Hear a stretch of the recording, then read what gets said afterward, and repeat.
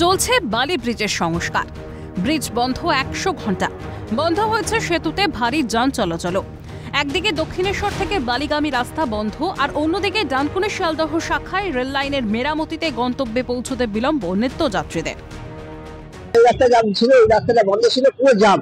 আর বড় বড় গাড়িগুলো উপর দিয়ে তুলছে, ঠিক আছে, কিছুদিন জাম, সব দক্ষিণের মুখে, মানে এই গাড়ির সাথে গাড়ি ধাক্কা লাগছে, ও আগে যাবে, ও আগে, ওই দিক থেকে গাড়ি ছাড়ছে, ঠিক মেট্রোর মুখটা জাম।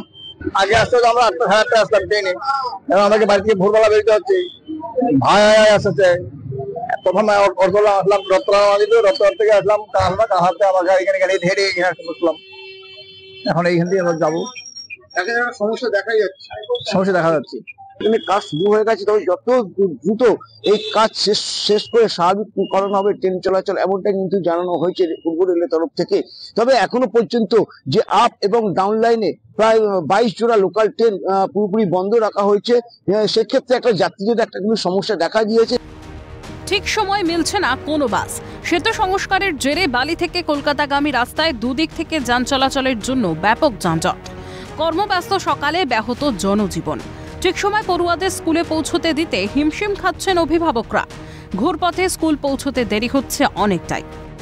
সমস্যা তো হচ্ছে, কারণ বাচ্চাদের স্কুল দিয়ে আসা নিয়ে আসা ট্রেনই ভরসা, আর আমাদের সেই ওই ভিতর দিয়ে আসতে হচ্ছে। ট্রেন বন্ধ, গাড়ির জ্যাম, এত জ্যাম যে মানে কালকে আমরা যে টাইমে বাচ্চাকে স্কুলে নিতেই আসতে পারিনি, এত জ্যাম।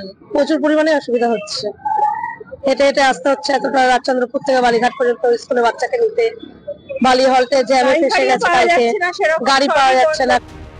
বন্ধ বালি ব্রিজ, জারি রেলের ট্র্যাকের মেরামতির কাজও। সংস্কারের গেরোয় যাত্রী দুর্ভোগ অব্যাহত।